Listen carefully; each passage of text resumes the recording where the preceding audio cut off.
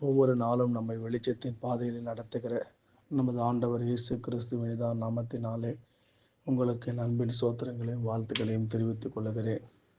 இந்த நாளுக்குரிய வேத வசனம் ஏசாயாவின் தீர்க்க தரிசன புத்தகம் 61 அதிகாரம் 20வது வசனம். கர்த்தரே உனக்கு நித்திய வெளிச்சமாயிருப்பார், உன் துக்க நாட்கள் முடிந்து போகும். இயேசு ஆண்டவர் இந்த காலை நேரத்தில் நம்மை அனைவரோடு கூட பேசுகிறார். கர்த்தரே உனக்கு நித்திய வெளிச்சமாயிருப்பார். தேவனாகிய கர்த்தர் வார்த்தையாகிய மாம்சமாய் இந்த பூமியில பிறந்து பரிசுத்த ஆவியானவராய் இன்றைக்கு நம்மோடு கூட உலாவி கொண்டிருக்கிற வாழ்ந்து கொண்டிருக்கிற ஆண்டவர் சொல்லுகிறார், உன் துக்க நாட்கள் முடிந்து போகும். இந்த வார்த்தை கேட்கும்போது மிகவும் ஆறுதலாய் இருக்கலாம்.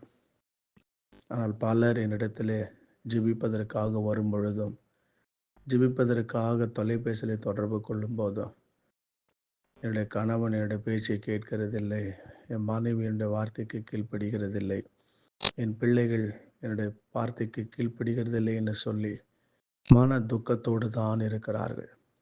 இன்றைக்கு கர்த்தராகிய தேவன் சொல்லுகிறார், உன் துக்க நாட்கள் முடிந்து போய்விட்டது. இனி உனக்கு துக்கம் இல்லை, இனி உனக்கு பாடு இல்லை, இனி உனக்கு வேதனை இல்லை. ஏனென்றால் வேத வசனமாகிய அந்த வார்த்தை வெளிச்சம் நிறைந்த வார்த்தை உன் இருளை வெளிச்சமாய் மாற்றிவிட்டது.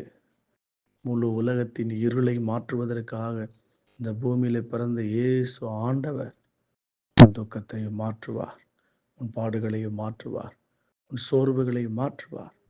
எனவே இந்த வார்த்தையை அறிக்கை செய்யுங்கள், ஜெபியுங்கள், ஜெயம் பெறுவோம்.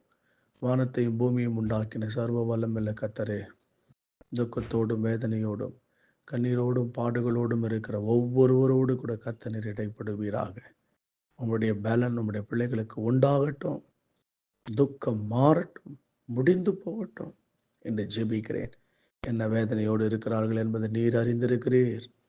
நீரே நம்முடைய பிள்ளைகளுக்கு மனமிறங்கும் என்று ஜெபிக்கிறேன். இயேசு கிறிஸ்துவின் நாமத்தில் ஜெபிக்கிறோம். ஜெபம் கேளும் எங்கள் நல்ல தகப்பனே, ஆமேன். கர்த்தர் தாமே உங்களை ஆசீர்வதிப்பாராக.